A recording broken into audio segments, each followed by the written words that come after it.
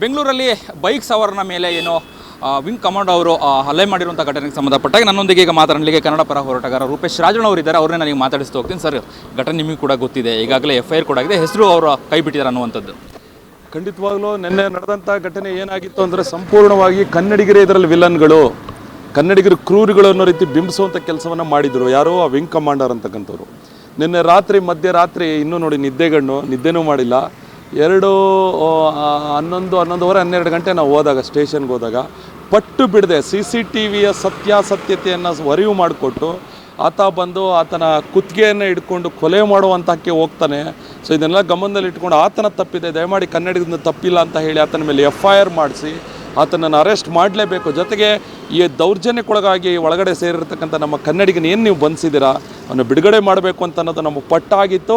ಅದರ ಒಂದು ಪ್ರತಿಫಲವಾಗಿ ಇವತ್ತು ಬೆಳಿಗ್ಗೆ ಆತನನ್ನು ಸ್ಟೇಷನ್ ಬೆಲ್ ಮುಖಾಂತರ ಹೊರಗಡೆ ಬಿಡ್ತಾರೆ. ಎರಡನೇದಾಗಿ ಇವತ್ತು ಆರ್ಮಿ ಆಫೀಸರ್ಸ್ ಎಲ್ಲ ಸ್ಟೇಷನ್ ಹತ್ರನೇ ಇದ್ದನು, ಅವರೆಲ್ಲ ಬಂದಿದ್ದರು, ತನಿಖೆಗೆ ಒಳಪಡಿಸಿದ್ದಾರೆ ಮತ್ತು ವಿಷಾದನ ವ್ಯಕ್ತಪಡಿಸಿದ್ದಾರೆ ಆರ್ಮಿಯವರು, ವಾಯುಪಡೆಯವರು ಅಂತ ನಾನು ಈಗ ನ್ಯೂಸ್ ನೋಡಿದೆ, ನನಗೆ ಗೊತ್ತಿಲ್ಲ ಅದರ ಸತ್ಯಾಸತ್ಯತೆ. ಸೊ ಒಟ್ಟಾರೆಯಾಗಿ ಆತ ಒಬ್ಬ ವಿಂಗ್ ಕಮಾಂಡರ್ ಒಂದು ಜವಾಬ್ದಾರಿಯುತ ಹುದ್ದೆಯಲ್ಲಿ ಇದ್ದುಕೊಂಡು ಕೇವಲ ತಾನು ತನ್ನ ಸೇಫ್ಗೋಸ್ಕರ ಕನ್ನಡ ಮಾತಾಡಲಿಲ್ಲ ಅಂತ ಹೇಳಿ ಹೊಡಿತಾ ಇದ್ದಾರೆ ಅಂತ ಹೇಳಿ ಸುಳ್ಳು ಆರೋಪವನ್ನು ಮಾಡೋದಿದೆಯಲ್ಲ, ಇದು ಭಾಳ ದೌರ್ಜನ್ಯ, ಇದು ಅನ್ಯಾಯ. ಸೊ ಇದನ್ನು ನಾವು ಖಂಡಿಸ್ತೀವಿ.